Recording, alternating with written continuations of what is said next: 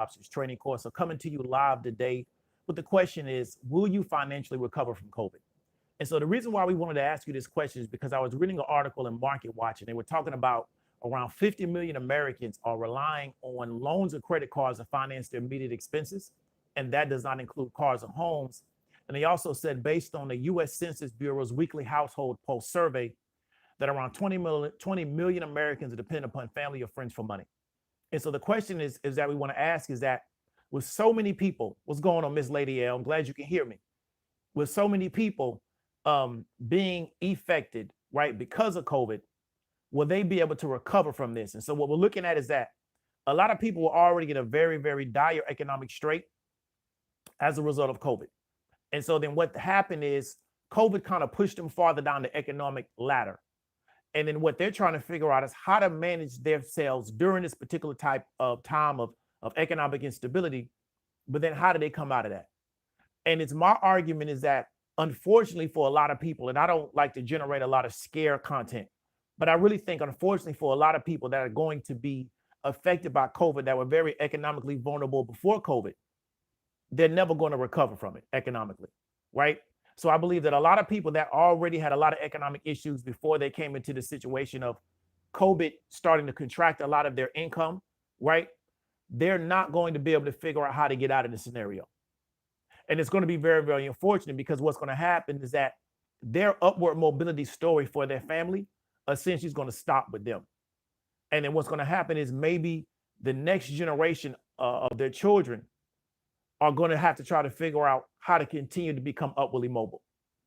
And so what we see in this American society is that every few years, something is put into the society that takes a group of Americans and traps them and doesn't allow them to be economically mobile or move up the economic scale. And a certain amount of Americans get trapped into it.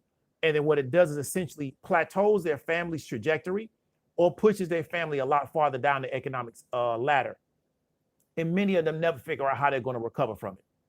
And what a lot of people do is they don't focus on the solution, they just focus on the problem.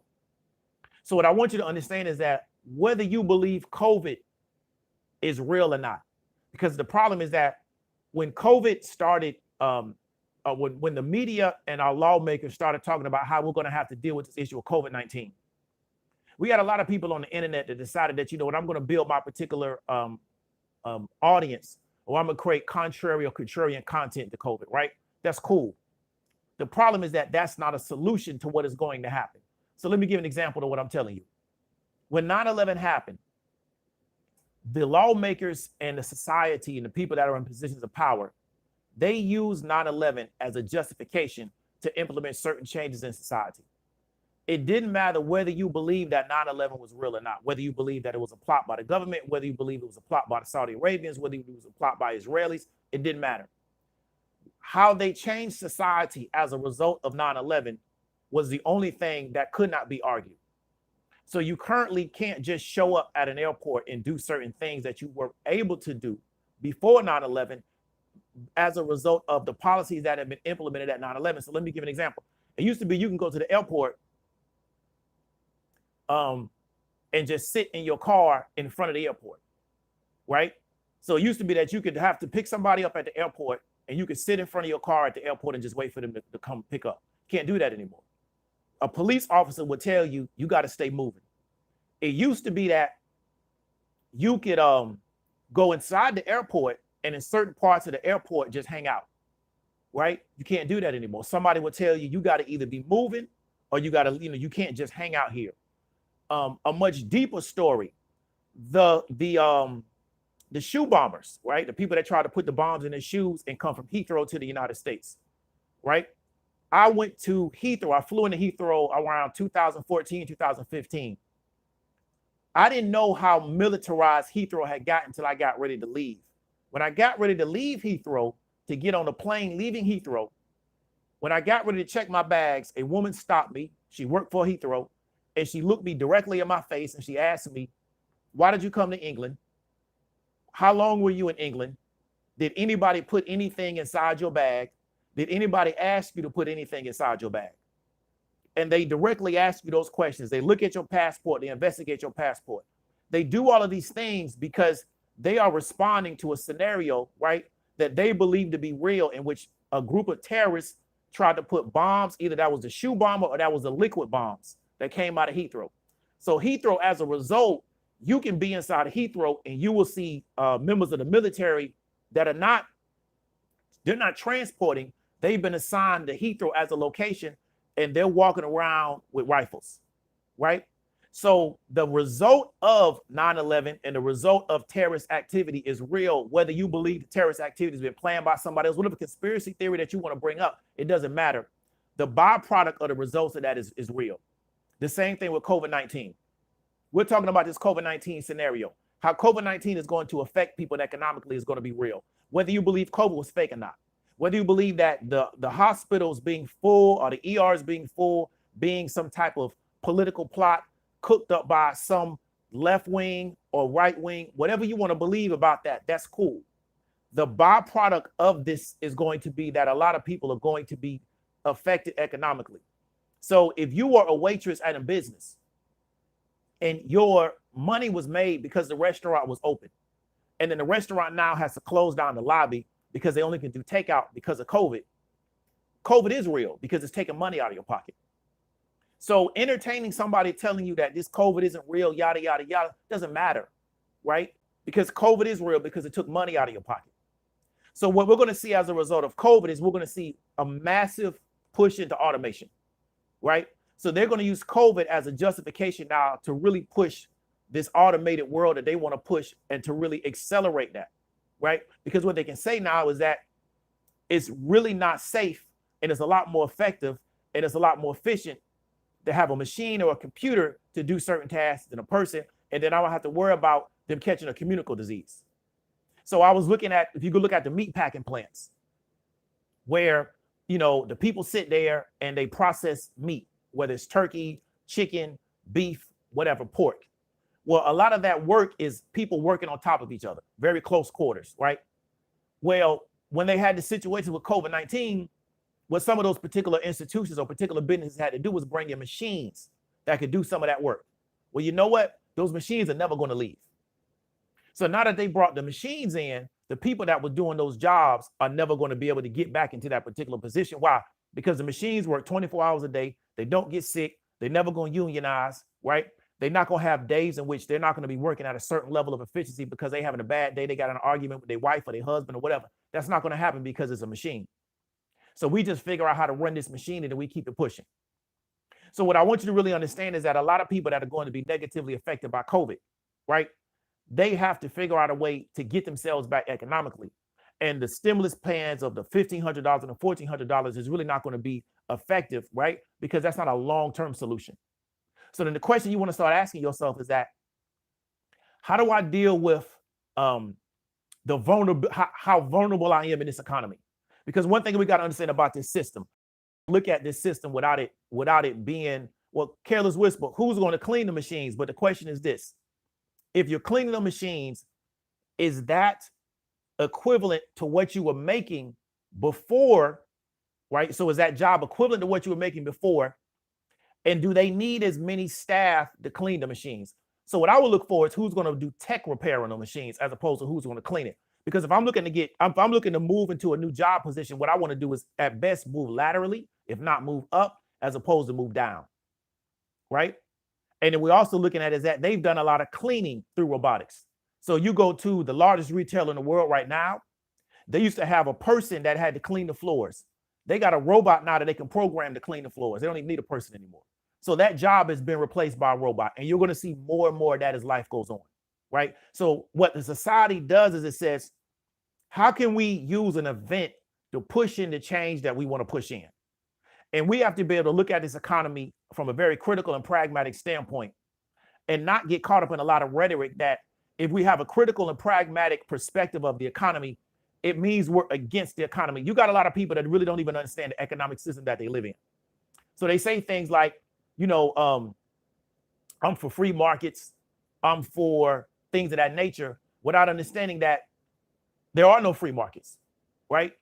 People are always looking to try to figure out how them and their group can gain power in an environment, right? So if you just say, hey, I believe that this economy is going to move in a very non-predatory way against me and my group, then you really don't understand what's going on, right? Because let me give an example. Amazon has already essentially said that they're going to automate their warehouses. They're going to do that.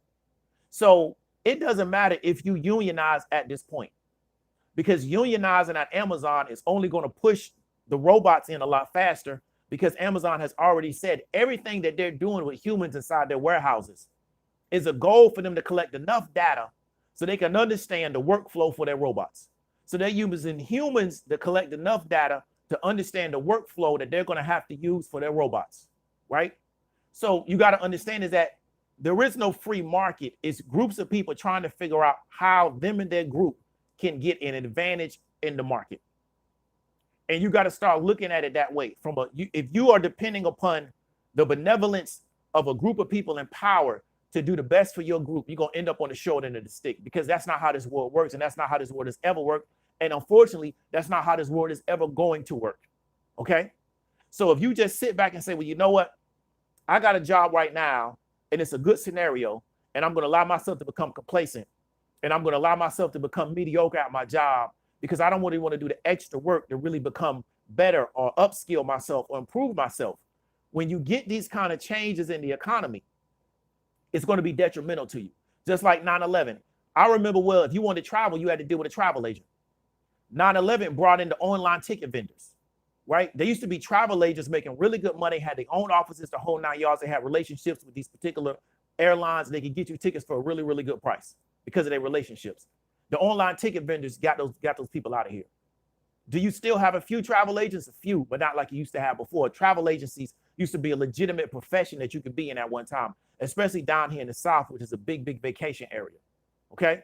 So if you allow yourself to be in a scenario where you're not thinking about how changes in the economy and how you need to prepare yourself, right? And not believing that just another position in somebody else's business is going to prepare you. How do you create some type of autonomy from an income standpoint that you can make income regardless of what the higher level people in the business decide that they're going to do? I look at the markets all the time. I see multiple scenarios where the people at the top protect themselves in the business and the people at the bottom just get washed out, right? So you got to understand that this is how this game is played.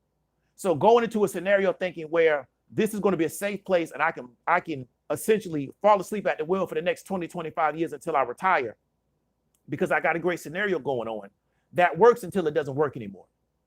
And we're seeing this with COVID. A lot of people are getting handed severance packages right now because of COVID, right? I know a lot of people that worked at the attractions in the area of the country that I live in. They essentially got laid off, okay, and told, we'll get back to you when we need you on the job. So you have to understand that you're not dealing with a free market environment. You're dealing with a market that is really based on people creating cartels, people creating monopolies, people creating power groups. And I may one time do a video on that. Something that I was taught by one of my teachers is that there is no such thing as a free market. People like Milton Friedman are lying to you, and they've taken an oath to lie to you about how this actual economy actually works. So you don't become a competitive group towards them because you're never invested in trying to build real power, right? But I want to really express to you is that try to figure out some kind of way to where your income is not totally based on the fact that you have a relationship with an employer, right? And the only way you can make money is because people or that employer allows you to come inside their building or allows you to build off of the platform that they built to make money. And if they decide to do something different because that's the best thing for their business, you're going to be left out in the cold, because you're going to see a lot of that in this new economy of automation, RFID chips, a lot of these sensors. There's a reason why the chip shortage is such a big deal in the markets, is because of the demand of chips for automation. Now, in the mainstream, nobody's talking about the chip shortage. They're talking about everything else. But the fact that we are currently short, right, on chips is a big deal, because everybody knows about the demand for automation that's right around the corner. And to automate the way these particular corporations want to, they're going to need a lot of chips. They're going to need a lot of sensors, right? And so we're seeing AMD, Intel seeking a lot of capital into chip manufacturing, right? So why would they be seeking their capital in the manufacturing of chips if automation was not going to be a big deal. So they're trying to prepare themselves for a demand on something that they already currently produce. So don't want this video to be really, really boring, but I wanted to really talk to you about the fact that what we're going to see over time is a lot of families have gotten pushed down because of COVID. We saw the same thing in 08 with the real estate situation. We're going to see a lot of families that got pushed down because of COVID. They're never going to get back up. And the reason why they're never going to get back up is because they're not around the right people. They're not having the right conversations. They're distracted about what is actually important.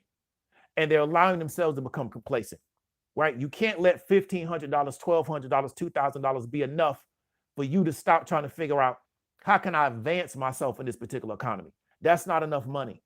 But the problem is that we don't really know what real money is. So we think that's enough to satisfy us.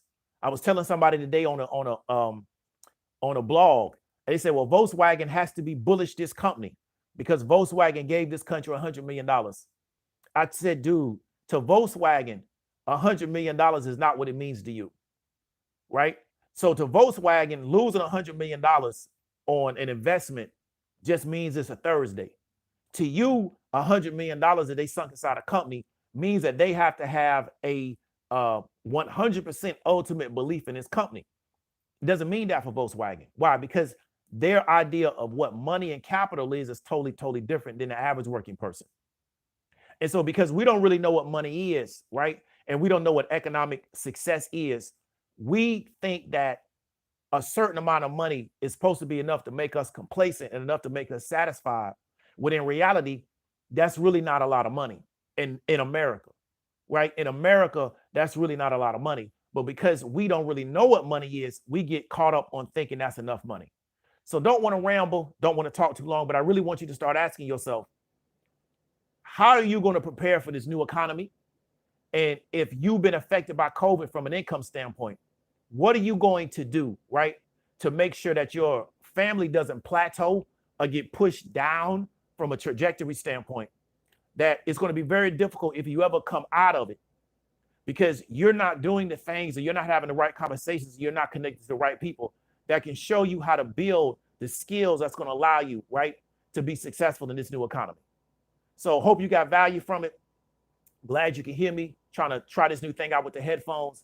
This is David W. Williams, also known as Diamond Dave, and I'll talk to you later.